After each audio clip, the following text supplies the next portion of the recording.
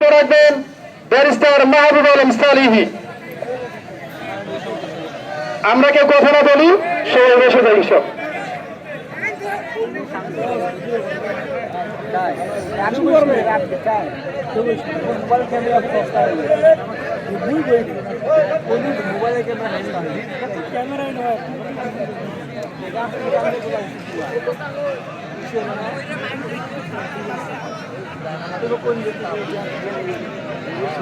আসসালামু আলাইকুম ওয়া রাহমাতুল্লাহি ওয়া বারাকাতুহু। ঈদ মুবারক, ঈদ মুবারক, ঈদ মুবারক। আউযু বিল্লাহি মিনাশ শাইতানির রাজীম। বিসমিল্লাহির রহমানির রহিম। আলহামদুলিল্লাহি রাব্বিল আলামিন। আসসালাতু ওয়াসসালামু আলা সাইয়্যিদিল আমবিয়া ওয়াল মুরসালিন ওয়া আলা আলিহি ওয়া আসহাবিহি আজমাইন। ঐতিহ্যবাহী এই ঈদগাহ মাঠের সম্মানিত চেয়ারম্যান, সম্মানিত মুতাওয়াল্লি, আজকে যিনি নামাজ পড়াবেন, খুতবা দিবেন, ইমাম সাহেব হুজুরদ্বয়, সম্মানিত মুরব্বিয়ান ইকরাম, উলামায়ে দ্বীন, বিশেষ করে আমাদের মাঝে উপস্থিত আছেন মাওলানা আব্দুস সবুর বক্তা হুজুর। উনি আমারও ওস্তাদ, আমার বাবারও ওস্তাদ, আমাদের দাদা হুজুর, এবং আপনারা যারা এখানে উপস্থিত আছেন, আবার আমার পক্ষ থেকে সালাম দিচ্ছি। আসসালামু আলাইকুম ওয়া রাহমাতুল্লাহি ওয়া বারাকাতুহু। ভালো আছেন তো আপনারা সবাই? আল্লাহ রাব্বুল আলামিনের শুকরিয়া দুই কারণে। একটা হলো যে আমি এই মাঠেই নামাজ পড়তেছি, যে মাঠ থেকে ঈদ হলে নামাজ পড়তে হয়, যে মাঠ থেকে শিখেছি। দাদার হাত ধরে আমি এই মাঠে এসেছি, বাবার হাত ধরে এই মাঠে এসেছি, চাচাদের হাত ধরে এই মাঠে এসেছি, আমার ছেলে আমার হাত ধরে এই মাঠে এসছে। জেনারেশন আফটার জেনারেশন আলহামদুলিল্লাহ এই মাঠের মধ্যে আমরা নামাজ পড়েছি। এই মাঠের মধ্যে প্রথম সারিতে আমরা তাদেরকে অনেক আগে পেয়েছি। আজকে যদি আমরা তাকাই, প্রথম সারির সেই মানুষগুলো নাই। যারা দ্বিতীয় তৃতীয় সারির মানুষ ছিলেন, তারা এখন আস্তে আস্তে প্রথম সারিতে এসছেন। আমার বয়স 43 বছর, হয়তো বা 3 বছর বা 2 বছর বয়স থেকেই এই মাঠে এসছি। এই মাঠের সাথে আমার স্মৃতি হলো 41 বছরের, 40 বছরের, 4 দশকের। 4 দশক পরে আপনাদের সাথে এসে আবারও দাঁড়াতে পেরেছি, আপনাদের সোহবত নেওয়ার সুযোগ হয়েছে, যেন আল্লাহ শুকরিয়া, আলহামদুলিল্লাহ। আর এক কারণে আল্লাহ রাব্বুল আলামিনের শুকরিয়া। গত বছর যখন এই মাঠে আমি দাঁড়িয়েছি, তখন আপনারা আমাকে দোয়া করেছিলেন এলাকার একজন ছেলে যেন সংসদ সদস্য নির্বাচিত হয়, এই জন্য। কিন্তু আল্লাহ শুকরিয়া এই কারণে যে আজকে আপনারা সবাই সংসদ সদস্য নির্বাচিত হয়েছে। আমি আপনাদের সামনে দাঁড়িয়ে বলেছিলাম যে আমি কোন দলের প্রার্থী এখানে না,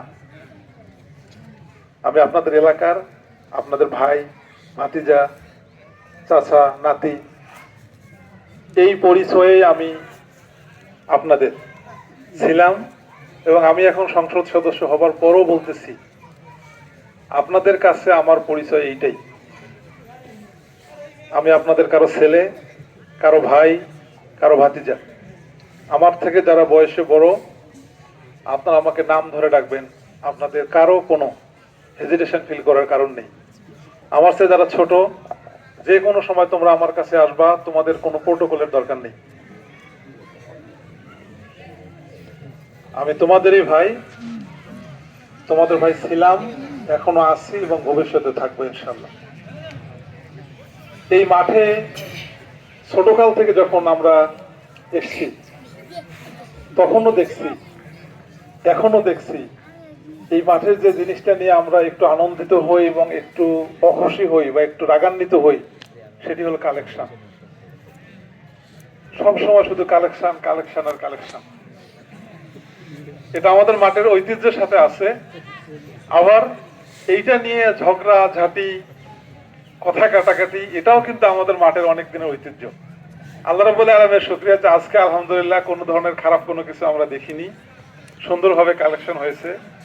বিদেশে একটা টার্ম আছে, বিশেষ করে লন্ডনে, যখন রমাদান মাসে কোনো চ্যারিটি করা হয়, মানে কোনো দান সদকা করা হয়, চ্যারিটি প্রতিষ্ঠানগুলো যত টাকা ইনকাম করে, সরকার আবার তাকে তত টাকা দেয়। কোনো একটা প্রতিষ্ঠান যদি 500 টাকা জাকাত উঠায় বা ফিতরা উঠায়, সরকার তাকে আরো 500 টাকা দেয়। এই শিক্ষাটা যেহেতু আমি বিদেশে শিখেছি, আপনাদের ছেলে হিসাবে আজকে আমাদের 3টা কালেকশন হয়েছে। তো না 3টা হয়েছে, নুরানি 2টা হয়েছে, আচ্ছা ইমাম একটা, নুরানি একটা। ইমামের জন্য আপনারা সবাই মিলে যত কালেকশন করেছেন আমি সেই পরিমাণ দেব, তার মানে ডাবল। মাদ্রাসার জন্য আপনারা যে পরিমাণ কালেকশন করেছেন আমিও সেই পরিমাণ দেব, তার মানে হলো ডাবল। এটা হলো বিদেশি সিস্টেম। টোপের বাজারের মধ্যে আমরা আজকে একটা বিদেশি সিস্টেম ইন্ট্রোডিউস করলাম। যে পরিমাণ কালেকশন সবাই মিলে আমরা করেছি, আমি আমার ব্যক্তিগত পক্ষ থেকে সমান পরিমাণ কালেকশন আপনাদেরকে দেব ইনশাআল্লাহ। দ্বিতীয় যে কথাটা আমি বলতেছি, আপনারা যেটা চাবেন এইটা আমার কাছে চাইতে হবে না। কেন হবে না সে কারণটা আমি বলি। আমি উলিপুরের মধ্যে সবচেয়ে সৌভাগ্য মানুষদের মধ্যে একজন। এই মাঠে আমি বড় হয়েছি। এই মাঠে যেমন এখনো নামাজ পড়ার জন্য চট নিয়ে দৌড়াইতে হয়, এটা তখনও ছিল। আমার স্মৃতিতে আসে যে যখন জায়গা হচ্ছিল না, যদি শীতকালে নামাজ হতো তখন এখানে যারা সামনের সারিতে ছিলেন তারা গায়ের চাদরটা খুলে দিতেন যে এইটা বিছায় নামাজ পড়েন। ঠিক এই পরিবেশে আপনারা যেমন নামাজ পড়েন, এই পরিবেশে যেমন আমি নামাজ পড়েছি। আল্লাহ আমাকে সুযোগ দিয়েছে একদম এসি করা রুম, এসি করা মাঠ, সেখানেও আল্লাহ আমাকে নামাজ পড়ার সুযোগ দিয়েছে। আমি সৌভাগ্যবান এই অর্থে যে আল্লাহ রাব্বুল আলামিন আপনারা যা যা দেখতেছেন এটা যেমন আমি দেখেছি, আল্লাহ রাব্বুল আলামিন পৃথিবীর সবচেয়ে সেরাটা কেমন হইতে পারে এমনকি আল্লাহ রাব্বুল আলামিন আমাকে সুযোগ দিয়েছে। আমি কয়েকবার বাইতুল্লাহ শরীফের মধ্যেও ঈদুল ফিতরের নামাজ পড়ার সুযোগ হয়েছে আলহামদুলিল্লাহ। এই মাঠের জন্য আমাকে কোনো কিছু বলতে হবে না। তার একটা বড় কারণ হলো আমি রেজুলেশন লেখা শিখেছি এই মাঠ থেকে। আব্বা যখন মোতাওয়াল্লি ছিলেন, আমি হয়তো ক্লাস 2-3-তে পড়ি, তখন এই যে মাঠের আগে একটা সভা হবে, এই সভার মধ্যে এই 5টা তখন মসজিদ ছিল, এখন তো বোধহয় 7টা, এখন 11টা, তখন 5টা ছিল। এই 5টা মসজিদের যিনি সভাপতি তাদের কাছে একটা চিঠি লিখতে হইতো, চিঠি আমি লিখতাম, আব্বা বলে দিত এই চিঠিটা আমি লিখতাম। এরপর আবার আমি সাইকেল চালিয়ে আবার এই 5 মসজিদের হলো ইমাম এবং 5 মসজিদের যিনি মোতাওয়াল্লি তাদের কাছে আমি দিয়ে আসতাম। এরপর যদি মিটিং এর দিন হইতো, মিটিং এখানে হইতো, তখন আবার আমি রেজিস্ট্রেশন খাতাটা নিয়ে আসতাম। ওনারা বড় মানুষরা মিটিং করতো আর আমি এইটা হলো লিখতাম। এই হলো মাঠ নিয়ে আমার স্মৃতি। রেজুলেশন করা, ধরেন যে আমি এখন বা আমি যখন লন্ডনে ছিলাম তখন আমি পৃথিবীর সবচেয়ে বড় জুরিসডিকশনে প্র্যাকটিস করতাম। ওখানে আমার ড্রাফটটা পৃথিবীর সবচেয়ে বড় কোর্টে যেত। এই পৃথিবীর সবচেয়ে বড় কোর্টে যাবার যে ড্রাফট, এই ড্রাফটটা আমি শিখেছি এই মাঠের রেজুলেশন থেকে। আমার শুরুতে রেজুলেশন ড্রাফটিং লেখা এটা তো শিখেছি আমি এই মাঠ থেকে, যখন যে বয়সে মানুষ রেজুলেশন শিখে না। এই মাঠ আমার জীবনের জন্য অনেক কিছু। এই জন্য এই মাঠের মধ্যে একটা ওয়াল করতে হবে, এই মাঠের মধ্যে হলো যে আমাদের একটা ফ্লোর করতে হবে, এটা আমাকে বলতে হবে না ইনশাআল্লাহ। এই মাঠ তো আমারও, সুবহানাল্লাহ, এই মাঠ তো আমারও। আমি যদি এমপি নাও হতাম, বাসায় আসলে আমি কোথায় নামাজ পড়তাম? এখানে তো। আজকে কিন্তু আমি আপনাদের কাছে আসার আগে কিন্তু সাতদরগা থেকে ঘুরে এসেছি। সাতদরগার হুজুররা বলেন এখানে নামাজ পড়েন, আমি বলছি না, আমি এখানে বক্তৃতা দিব, নামাজটা পড়বো এখানে। এবং আমাদের সাতদরগা প্রিন্সিপাল হুজুর খুব দোয়া করে দিলেন যে যাও যাও ওখানে গিয়ে নামাজ পড়ো। এই জন্য ইনশাআল্লাহ আমরা আস্তে আস্তে এই পরিবেশে যাবো ইনশাআল্লাহ, যেন মাঠ নিয়ে আর কোনো কালেকশন করতে না হয়।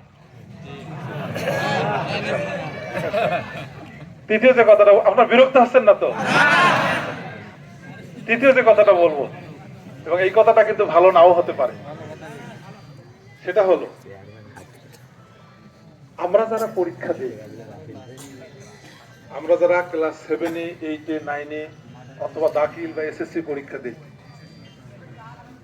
পরীক্ষার কিন্তু প্রত্যেকটা ছাত্রই কিন্তু 3 ঘন্টা লিখে, ঠিক না? প্রত্যেকে কিন্তু 3 ঘন্টা লিখে, কিন্তু রেজাল্ট যেদিন হয় সবাই কি ফার্স্ট ক্লাস পায়? সবাই কি এ প্লাস পায়? এ প্লাস কিন্তু পায় না।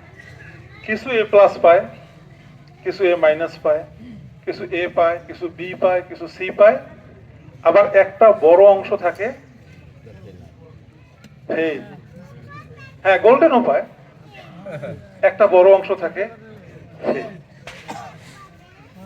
আজকে যে আমাদের ঈদের দিন, এই ঈদের দিনটা হলো খুশির দিন, আমাদের আনন্দের দিন। আনন্দের দিন কেন? আনন্দের দিন এই কারণেই যে গত 1 মাস ধরে আমাদের পরীক্ষা হয়েছে।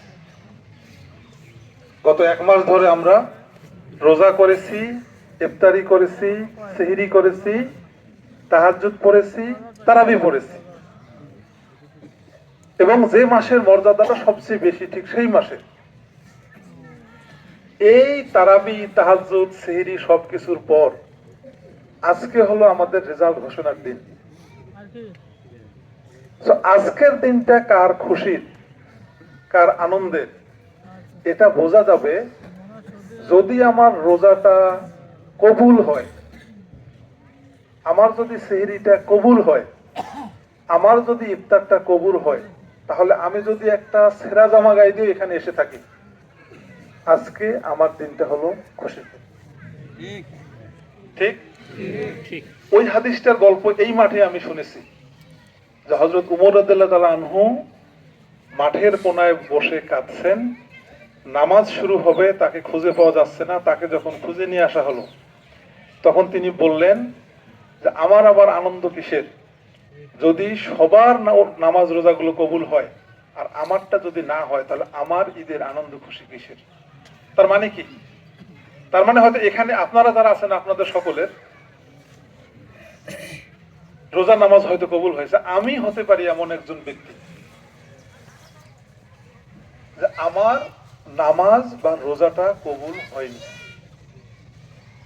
আমার যদি নামাজ এবং রোজা কবুল না হয়, তাহলে আপনি আমাকে যত প্রোটোকল দেন না কেন, আমাকে যত দামি পাঞ্জাবি গাইতে আমি এখানে আসি না কেন, যত বড় জায়নামাজ নিয়ে এখানে আসি না কেন, সত্যিকার অর্থে এই ঈদটা কি আমার খুশির ঈদ? আমার কিন্তু খুশির ঈদ না। লিগ্যাল একটা টার্ম আছে, এটাকে বলে হলো ওভাররাইডিং অবজেক্টিভ। প্রত্যেকটা জিনিসের একটা উদ্দেশ্য থাকে। যেমন আল্লাহ রাব্বুল আলামিন মানুষ সৃষ্টি করেছেন, নিশ্চয়ই উদ্দেশ্য আছে, একটা আছে। শরীয়তের যে মাসলাগুলো আছে, এই মাসলাগুলোরও একটা উদ্দেশ্য আছে, এটাকে মাকাসিদে শরিয়া বলে, ওভাররাইডিং অবজেক্টিভ বলে। আমাদের যে রোজা, আমাদের যে ঈদুল ফিতর, এই রোজা এবং ঈদুল ফিতরও একটা মাকাসিদ আছে, একটা উদ্দেশ্য আছে। আমি দুটো হাদিস বলি। রাসূলুল্লাহ সাল্লাল্লাহু আলাইহি ওয়াসাল্লাম বলেছেন, যে ব্যক্তি রমাদান মাসে ঈমান এবং ইহতিসাবের সাথে রোজা পালন করে, গুফিরা লাহু মা তাকাদ্দামাত মিন জামবিহি, তার জীবনের সকল গুনাহগুলোকে মাফ করে দেয়া হয়। সুবহানাল্লাহ। এইটা হলো পজিটিভ দিক। তারপর আমার রোজা এবং নামাজটা যদি ঈমান এবং ইহতিসাবের সাথে হয়ে থাকে, আজকে আমার জন্য খুশির দিন এই কারণে যে গুফিরা লাহু মা তাকাদ্দামাত মিন জামবিহি, তার মানে আজকে থেকে আমার একটা নতুন দিন শুরু হচ্ছে। তার কারণ গতকাল থেকে আমাদের সব গুনাহগুলোকে মাফ করা হয়েছে। তা আপনার যদি সব গুনাহগুলো মাফ হয়ে যায়, তাহলে আজকে আপনার খুশির দিন না? আপনি তো মাসুম, আজকে খুশির দিন। কিন্তু রাসূলুল্লাহ সাল্লাল্লাহু আলাইহি ওয়াসাল্লাম বলেছেন, রুব্বা সাইমুন হিসাতু মিন সিয়ামিহি ইল্লাল জুই ওয়াল আতাস, যে এমন অনেক রোজাদার আছে, অনেক, যাদের সারাদিনের রোজাগুলো শুধু অনাহারে থাকা ছাড়া আর তৃষ্ণার্ত থাকা ছাড়া অন্য কোনো কাজে লাগে না। এবং আরেকটা সত্য হাদিস আছে, রাসূলুল্লাহ সাল্লাল্লাহু আলাইহি ওয়াসাল্লাম বলেছেন, রগিমান ফুহু, যে তার নাকটা ধুলায় মসৃণ হয়ে যাক, মলিন হয়ে যাক। কার? যে ব্যক্তি তার জীবনে রমাদান মাসটাকে পেল, তার জীবনের গুনাহগুলোকে মাফ করে নিতে পারল না। তাহলে কত ডেঞ্জারাস কথা। আমি যে বলছিলাম যে একটা মাকাসিদ আছে নামাজের, আমার যদি অবস্থাটা এইটা হয় যে আমি রমাদানটা পেয়েছি কিন্তু জীবনের গুনাহগুলো মাফ করতে পারি নাই, তার মানে আজকে কিন্তু আমার ঈদের দিন ঈদ না, আজকে কিন্তু আমার কষ্টের দিন, কষ্টের দিন, অখুশির দিন।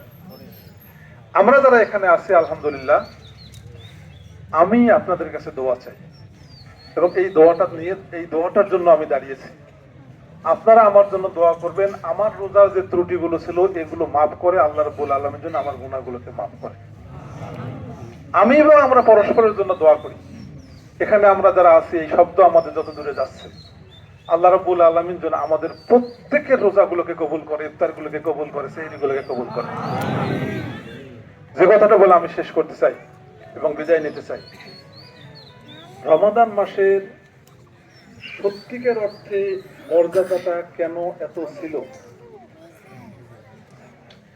এটা যদি আমরা আইডেন্টিফাই করতে ফেল করি, ভুল করি, তাহলে সত্যিকার অর্থে এই ঈদের প্রকৃত মর্যাদাটা আমরা অ্যাচিভ করতে পারবো না। রমাদান মাসের মর্যাদা কেন এত বেশি ছিল, এটা আল্লাহ রাব্বুল আলামিন কোরআন শরীফের মধ্যে বলেছেন। কি বলেছেন? আল্লাহ রাব্বুল আলামিন বলছেন যে এর মর্যাদার বড় কারণ হলো শাহরুর রমাদান আল্লাযী উনজিলা ফীহিল কুরআন। গোটা রমাদান মাসের মর্যাদাটা এত বেশি ছিল এই কারণে যে আল্লাহ রাব্বুল আলামিন এই মাসে কোরআনকে নাযিল করেছেন। তো এই মাসটা অন্যান্য 12টা মাসের মতোই মাস। এই মাসে যেরকম সূর্য পূর্ব দিকে ওঠে, পশ্চিম দিকে অস্ত যায়, অন্য মাসেও তাই। কিন্তু এই মাসের মর্যাদাটা ছিল এ কারণেই যে এই মাসে আল্লাহ রাব্বুল আলামিন কোরআনকে নাযিল করেছেন। এবং এই রমাদান মাসের মধ্যে সবচেয়ে বরকতময় রাত কোনটা ছিল? লাইলাতুল কদর। কেন? এটা আল্লাহ রাব্বুল আলামিন বলেছেন যে ইন্না আনজালনাহু ফি লাইলাতুল কদর। এই রাতের মর্যাদাটা এত বেশি ছিল এই কারণেই যে আল্লাহ রাব্বুল আলামিন ঠিক ওই রাতটার মধ্যে এই কোরআন শরীফটা নাযিল করেছেন। আপনারা দেখবেন আমাদের যে ফেরেশতা কুল আছে, এই ফেরেশতার মধ্যে সবচেয়ে সম্মানিত ফেরেশতা কে? হযরত। কেন? এ কারণে যে আল্লাহ রাব্বুল আলামিনের পক্ষ থেকে উনি এই কোরআনটাকে রাসূলুল্লাহ সাল্লাল্লাহু আলাইহি ওয়াসাল্লামের কাছে নিয়ে এসেছেন। এবং এই যে আমাদের মাদ্রাসা, এই মাদ্রাসায় দানটা খুবই খুবই খুবই সিগনিফিকেন্ট। কেন? রাসূলুল্লাহ সাল্লাল্লাহু আলাইহি ওয়াসাল্লাম এটাও বলেছেন যে খায়রুকুম মান তাআল্লামাল কুরআন ওয়া আল্লামা। যে মানুষদের মধ্যে সর্বোত্তম মানুষ হলো তারা যারা কোরআন শেখে এবং কোরআন শেখায়। আজকে যে আমাদের ঈদের দিন, এই ঈদের দিনের এত বেশি মর্যাদার মূল পেছনের কারিগরটা হলো কোরআন। এই কোরআনের কারণে রমজানের এই মর্যাদাটা ছিল। আজকের এই ঈদের দিনে আমি শুধুমাত্র এই অনুরোধটা জানাতে চাই আপনাদেরকে, আমি সহ, এই কোরআনটাকে যদি আমরা ধারণ করে নিয়ে বাকি 11টা মাস চলতে পারি, তাহলেই রমাদানের এই শিক্ষাটা আমাদের জন্য সার্থক হবে। এই বাকি যে 11 মাস আছে, আমাদের যাদের কোরআন তেলাওয়াত ঠিক নাই, আমরা একটু একটু করে হলে চেষ্টা করি কোরআন তেলাওয়াতটা ঠিক করতে। যারা একটু আমরা কোরআন পড়তে পারি, একটু একটু করে চেষ্টা করি যে আমরা অন্তত অর্থ সহ একবার কোরআনটাকে পড়তে। এই কোরআনটাকে যদি সাথে নিয়ে আমরা চলতে পারি, এই কোরআনটা অনুযায়ী যদি আমাদের ব্যক্তি জীবনটাকে আমরা সাজাতে পারি, সামাজিক জীবনটাকে সাজাতে পারি, তাহলে সত্যিকার অর্থে রোজা এবং ঈদের যে মেইন শিক্ষা, যেটা ট্রু লেসন, ওইখানে ছিল ইনশাআল্লাহ। আপনারা আমার জন্য দোয়া করবেন। আল্লাহ রাব্বুল আলামিনের আবারও শুকরিয়া আদায় করেছি যে আমরা একসাথে ঈদের নামাজ পড়তে পেরেছি। এটা এই কারণে, আমাদের মধ্যে অনেক মানুষ আছে রোজা শুরু করেই কিন্তু শেষ করতে পারেনি। আপনারা নিশ্চয়ই পত্রিকায় দেখেছেন, ঈদ করার জন্য ঢাকা থেকে রওনা দিয়েছে, অ্যাক্সিডেন্ট হয়েছে, পথে মারা গেছে, এই ধরনের নিউজ দেখেননি? অনেক দেখেন। আল্লাহ রাব্বুল আলামিন এই পর্যন্ত আমাদেরকে নিয়ে এসেছেন। আল্লাহ রাব্বুল আলামিন যেন আমাদের রোজাগুলিকে কবুল করেন। আপনারা সবাই দোয়া করবেন আমার জন্য। আমি খুবই দুঃখিত, বেশি সময় আমি নিয়ে ফেলছি। ভালো থাকবেন আপনারা সবাই। ইনশাআল্লাহ যদি আপনাদের কোনো পরামর্শ থাকে আমাকে পরামর্শ দিবেন। আমি যখন এলাকায় আসবো আমার সাথে দেখার সুযোগ হবে, আপনারা দেখা করবেন। যার যে প্রয়োজন আমাকে বলবেন। আপনারা নিশ্চয়ই জেনে থাকবেন যে এমপি হিসাবে আমাকে পৌঁছার জন্য আমি আরো 3-4টা মাধ্যম ঠিক করেছি। যেমন barristersalih.com, এটা একটা ওয়েবসাইট গতকালকা থেকে লঞ্চ হয়েছে। যে কেউ যদি আপনারা ওয়েবসাইটে যান, barristersalih.com লিখেন, তাহলে আপনারা আমার ওয়েবসাইটে যেতে পারবেন। আপনার একটা রাস্তার দরকার, আপনার একটা ঘরের দরকার, আপনার ছেলে খুলনা বিশ্ববিদ্যালয়ে পরীক্ষা দিতে যাবে, ওখানে একটা রেফারেন্সের দরকার, ওখানে গিয়ে কোথায় থাকবে একটু সহযোগিতার দরকার, আপনার নির্দ্বিধায় সেখানে বলতে পারবেন। যে কোনো সময় ওখানে ঢুকবেন, একটু বলবেন, ইনশাল্লাহ আমার ডেজিগনেটেড অফিস থাকবে, আপনাদের এই কোয়েরি রেসপন্স করবে। অথবা আমার নলেজ আন এমপি অফিসের একটা মোবাইল অ্যাপ থাকবে, এটা আপনার ওয়েবসাইটে ঢুকে ক্লিক করলে আপনার মোবাইলে চলে আসবে। এখানের মধ্যে যদি রাত 3টার সময় আপনার মনে হয় যে আমাকে এমপি সাহেবকে কিছু মেসেজ দেওয়া দরকার, আপনারা জাস্ট সিম্পলি শুধুমাত্র লিখবেন যে আমার এইটা এইটা এইটা এইটা, সাথে সাথে এমপি অফিসের মধ্যে এটা চলে যাবে। এমপি অফিসের জন্য একটা ডেজিগনেটেড নাম্বার থাকবে, নাম্বার দেওয়া আছে, আপনার ওয়েবসাইটে খুঁজলে পাবেন। কয়েকদিন পর থেতরাই বাজার সহ উলিপুরের সব জায়গার মধ্যে মোড়ে মোড়ে আপনারা এটা পাবেন, গুরুত্বপূর্ণ পয়েন্টগুলোতে পাবেন। যে কোনো প্রয়োজন হবে, আপনারা যদি স্মার্টফোন ইউজ না করেন, আপনারা ওই মোবাইল নাম্বারে কল দিবেন। আপনারা কল দিলে তাহলে ওখানে অফিস টাইমের মধ্যে যারা থাকবে অফিসে, তারা আপনারা যে উদ্দেশ্যে কল দিয়েছেন তারা সেটা রেকর্ড করবেন এবং এইটা এমপি সাহেবকে তারা দিন শেষে জানাবেন যে আজকে 15টা প্রশ্ন আপনার কাছে এসেছে। এর বাইরেও আমাদের আপাতত একটা অস্থায়ী অফিস নেওয়া আছে গুনেইগাছি মোড়ে। আমার যেটা অফিস, আমি আপনাদেরকে আগেও বলেছি, আমি এমপি হওয়া মানে আপনারা সবাই এমপি হওয়া, আমি এমপি হওয়া মানে আপনারা সবাই এমপি। আমার যে অফিস, এটা আপনাদের জন্য সর্বসময় সব সময় খোলা। আপনারা উলিপুরে যাবেন, কোনো বাজার করার জন্য যাবেন বা অন্য কোনো কিছুর জন্য যাবেন, যদি মনে করেন যে না আমার সাথে কোনো কথা বলা দরকার বা কোনো ইনফরমেশন দেওয়া দরকার, সোজা অফিসে চলে যাবেন, বসবেন, চা খাবেন, অফিসে যারা আছে তাদেরকে লিখে দিয়ে আসবেন যে আমার এইটা এইটা এইটা এইটা কনসার্ন, আমার এইটা এইটা এইটা জিনিসের দরকার, বা আমার এই মেসেজটা এমপি সাহেবকে পৌঁছানো দরকার। এবং আমি মাঝে মাঝে আপনাদের যুবকদেরকে ডেকে নেব, ছাত্রদেরকে ডেকে নেব, মুরব্বীদেরকে ডেকে নেব, এলাকার মানুষদেরকে ডেকে নিয়ে আমি কথা শুনবো, আমি আসবো, আমি কথা শুনবো। একটা কথা মনে রাখবেন, আপনারা যা থেতরাইয়ের মানুষ,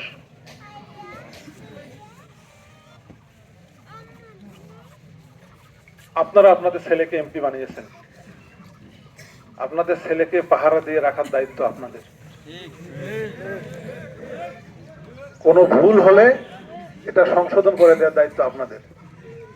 আপনারা রাস্তাঘাটে চলবেন, উলিপুরে বিভিন্ন অলিতে গলিতে শুনবেন, যাবেন, এমপি সম্পর্কে যদি কোনো নেগেটিভ কথা শোনেন, আপনারা এটা আমাকে সাথে সাথে জানাবেন। কেন জানাবেন? জানাবেন এই কারণে যে এমপি কিন্তু আপনারা, এমপি কিন্তু আপনারা। আর মানুষের কিন্তু ভুল হবে, মানুষের ভুল হবে। একটা নিশ্চয়তা আমি আপনাদেরকে দিই, আপনাদের যে ছেলেকে আপনারা এমপি বানিয়েছেন, সরকার এবং কোনো ব্যক্তির কাছে এই ছেলে কোনোদিন একটা পয়সা নিবে না, খাবে না, ধরবে না, ইনশাআল্লাহ। ইভেন এমপি হিসাবে আমার যে বেতন, এই বেতনও আমি নিব না।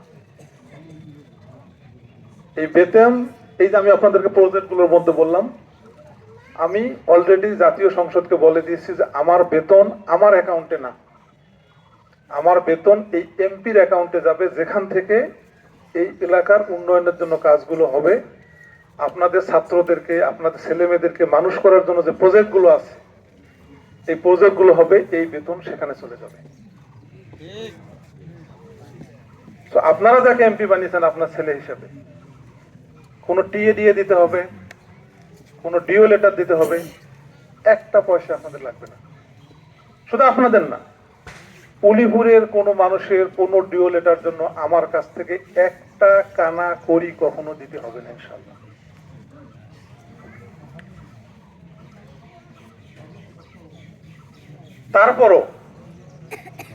তারপরও যদি কোনো ভুল হয় আপনারা ধরিয়ে দিবেন এবং আপনারা দোয়া করবেন। ভালো থাকবেন সবাই।